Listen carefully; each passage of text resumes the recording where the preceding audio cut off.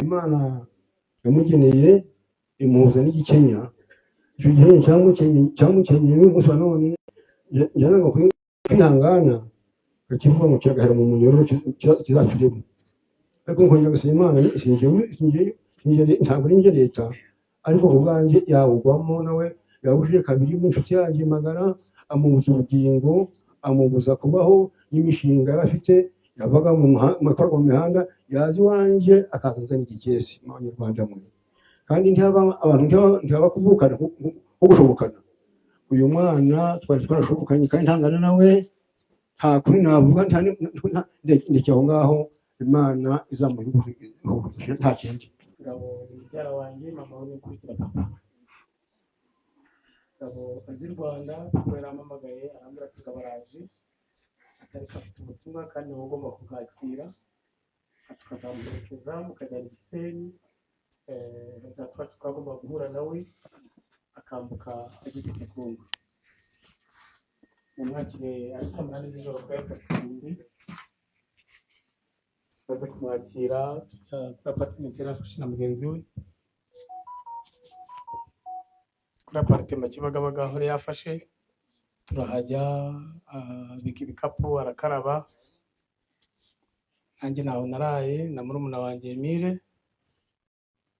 Bukeye mu gitondo saa 11 namubyutsa, numva ntabwo twaryamye, twaraho na bagenzi be twataramanye, ariko yihingikaho nk'isaha imwe.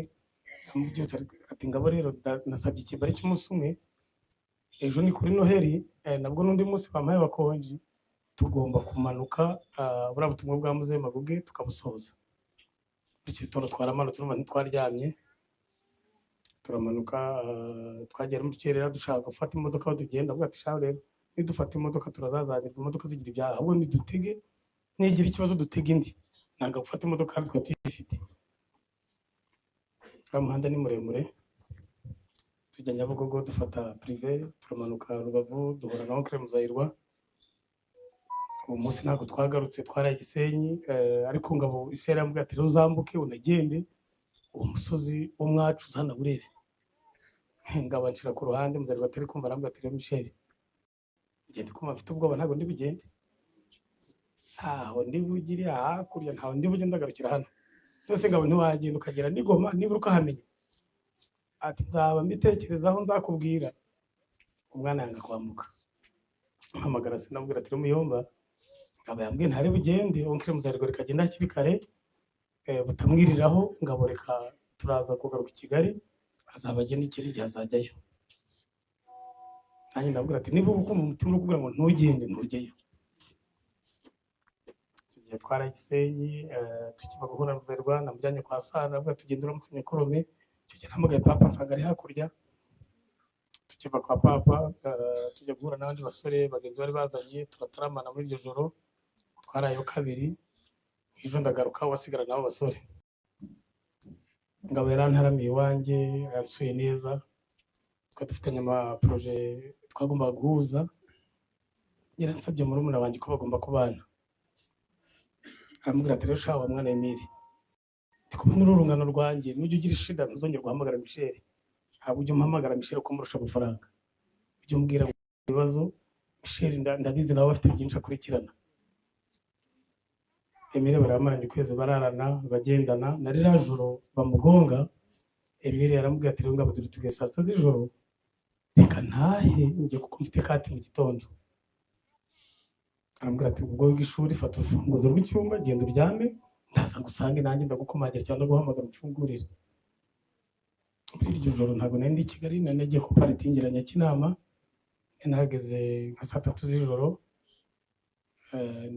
turakora akazi kacu tugeze nka saa saba baduha nk'amasaha abiri yo kuruhuka, ngomba kubyuka saa 9:30 ngasubira mu kazi.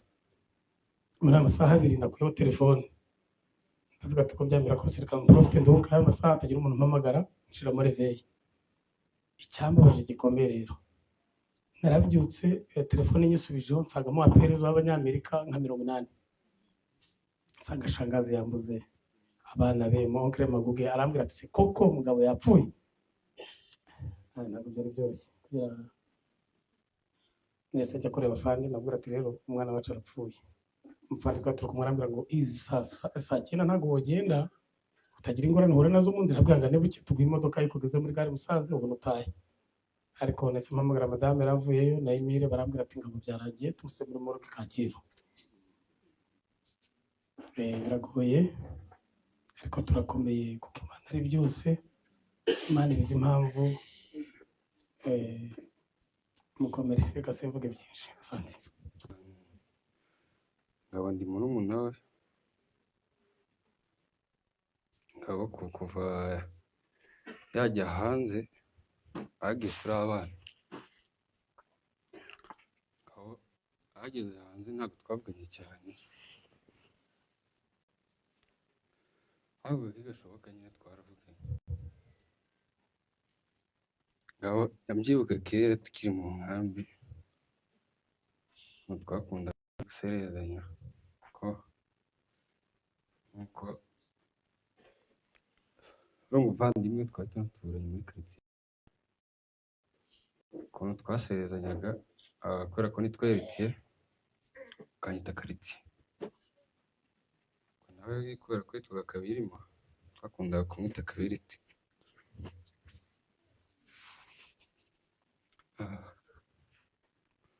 Kundaga kumwita Kabiriti kamubaza ati Kabiriti kwitwa Kabirima. Ngabo yaje mu Rwanda turahura, twahuye rimwe, ariko uwo munsi igihe duhura twarishimye turaseka, nyuma tuza gutandukana. Umunsi biriya byabaye,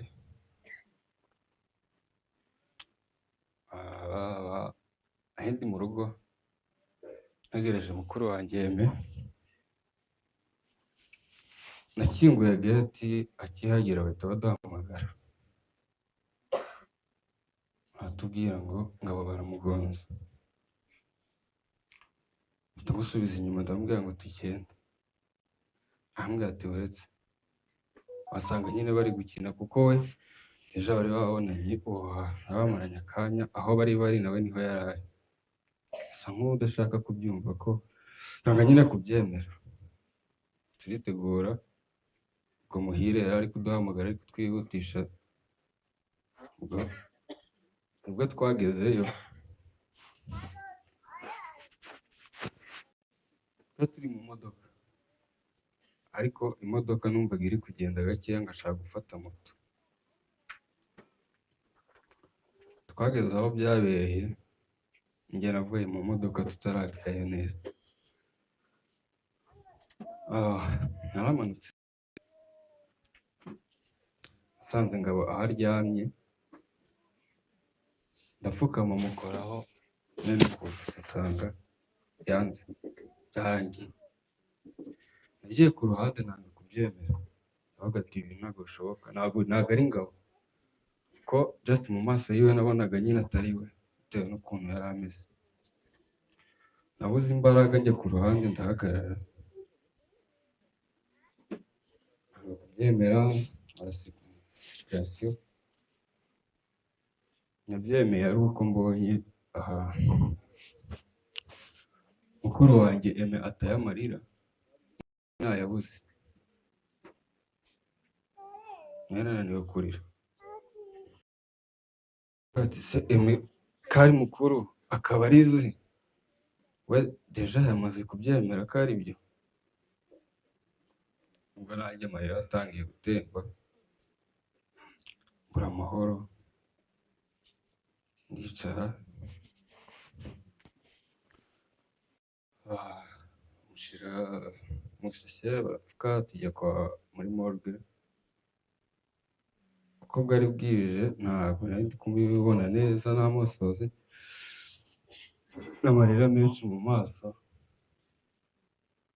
namubonye neza turi muri morgue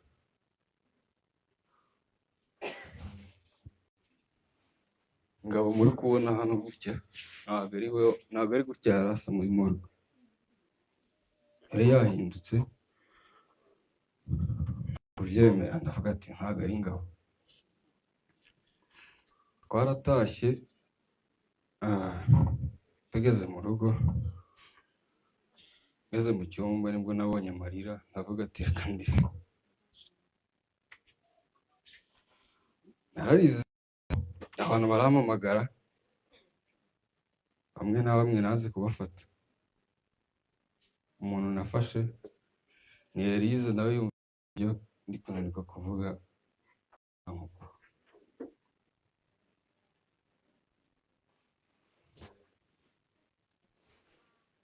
ikintu nababwira mukomere mwihangane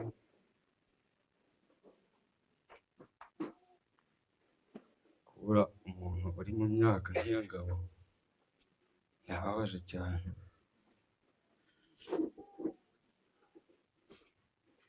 birababaje cyane kanihaganishe famiye inshuti n'abavandimwe mukomeze mutube hafi Ngabo Imana imuhe iruhuko ridashira aho azaba ari azakomeza agubwe neza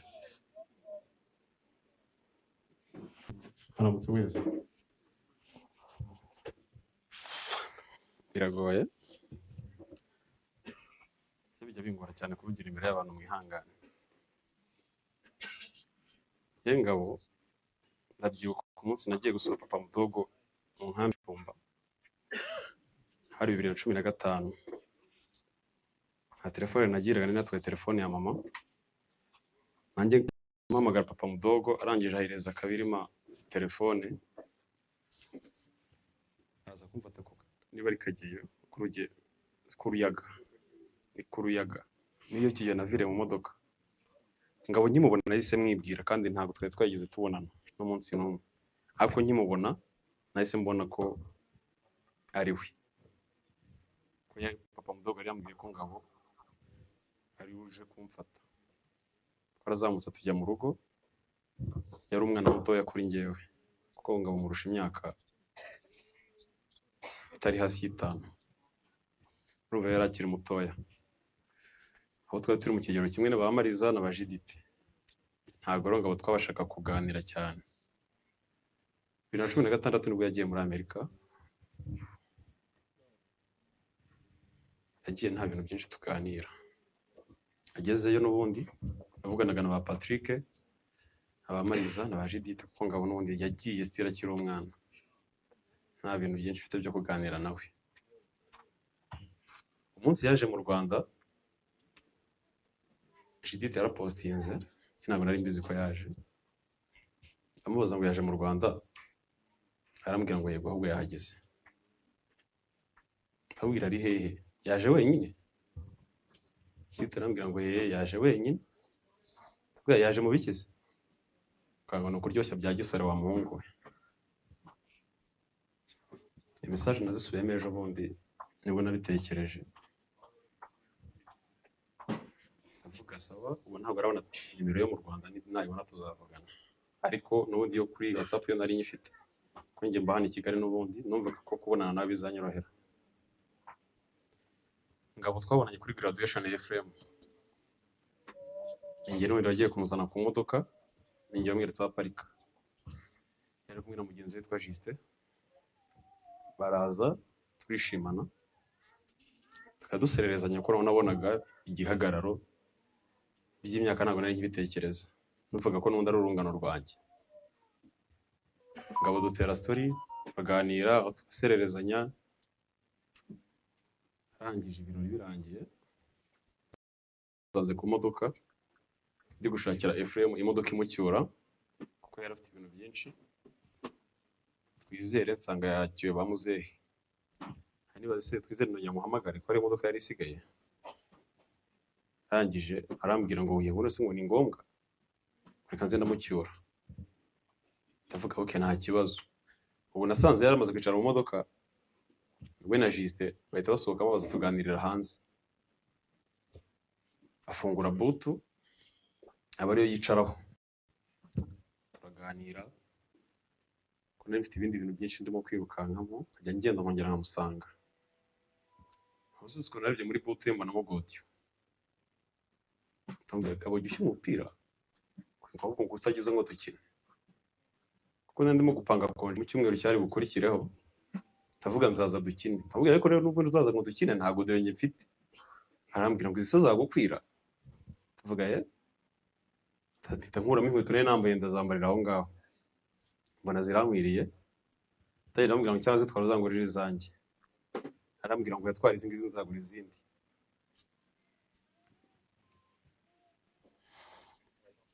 Iyo souvenir ya ngabo asigaranye. Izo dikwa zimaye ntago nzazikinisha nzakomeza nzibiki. Nzi mwibukiraho. Ngabo ishusho yindi gukurura mu maso uyu munsi yicaye kuri butu kuntu yasekaga. Yafite inseko idasanzwe. Ukumubona gutya ku mafoto arimo guseka nuko yahoraga yimereye. Ntago ngabone uwo mwanya namubonye ntago nigeze mbona ngabo atarimo guseka. Hari umwana mwiza, ugira umutima mwiza kandi ubona ko ari umugabo. Cyo navuga Imana imuri ruko rirashira. Kandi twihangane dukomere. Ko tutihanganye ngo dukomere twaba turi guhereza imbaraga wagambiriye kwica ngabo. Turi kumuhereza imbaraga. Mwese nukuri bahagarara hano umuntu akavuga amagambo ni ibintu bihije ariko nukwihangana. Uyu mwana namwitaga Kabirima, bijya nta muntu mwiza uje ubaho pe. Nimushaka mujye muba nabi. Ntabwo mube neza ariko Kabirima ari mvuye igishanga ngiye kumva numva Kabirima ngo arapfuye mburiyo ngana. Muri abantu bose habuze n'upfa. Nsaba Imana umbabarire n'abandi ntawushaka gupfa. Ariko Kabirima uyu nguyu Kabirima ni imvura ikarabiye. Twakundanye nkiri ibyumba nakoraga ku mashuri. Abasigaye Kabirima bamwirukana akagwa mu soko ngo cyo kumvugira. Kagenda nkajya kumuvugira yaziranye n'abadiregiteri ngo ku mashuri. Mbese Kabirima ndiseye kuri mbese ndiseye babo Maguge semekora ndi mwene data Nyamadagari mubyara ndi nyirarume bisura abavandimwe hose inshuro zose. Ariko uyu mwana rero ahura arakana gato bizi nko myikundiye cyane. Ariko cyagiye kunambubaza n'umunsi mbabara nk'abantu agahinda ntazagashira. Navuye hano njya muri Amerika mu 2019. Ariko we yaramaze imyaka ize kuri 6 agezeyo hitatu sinkibuka gihe yagendeye bagendeye. Ariko cyamvanye muri Gampamura yavuye iwabo muri Tizasi araza niwanje yari umuhoro wanje ari kundamutsa witwa Mwiza ati soko gukunda ibyo baga nkora ku mashuri ntago nzabyibagirwa kandi nta kimwe namenyaga rero nta kintu mukorera. Ati mwenye ko mukunda nguhaye inka. Anti hari umwana afite imyaka 19 afite imyaka 73 maze muri yongana ndaraba bavandimwe uyu mwana ntabwo arakwiye kubaho pe. Nta muntu ujuhaba. Iyo nka ndayiragiye ndayitunze nahoraga ndi gutekereza mbese ntahoraga ndi kwireba uko ntekereza uyu mwana. Ariko ejo bundi mvuye igishanga arambwira ngo arapfuye yararyamye namaze gatatu ntahaguruka. None bavandimwe rero uyu mwana Imana imwakire mu bayo kandi na nyina na se n'imiryango bahumure kandi bakomere, kuko uburyo wese ntabwo uzapfa, ubwo ni ijoro Imana yamugeneye imuhuza n'igikenya. Icyo gihe cyamukenyeye n'umunsi wa none yanaga kwihangana akakivuga ngo kiragahera mu munyororo kizacuremo. Ariko nkongera gusaba Imana, ntabwo ari njye leta, ariko ubwanjye yawugwamo nawe yawujije kabiri n'inshuti yanjye magara, amubuza ubugingo, amubuza kubaho n'imishinga yari afite, yavaga mu mihanda yaza iwanjye akaza azana igikesi mu Banyarwanda mwe. Kandi abantu ntibaba kuvukana nko gushobokana. Uyu mwana twari twarashobokanye kandi ntangana nawe, nta kuri navuga, ndetse aho ngaho Imana izamuha nta kindi.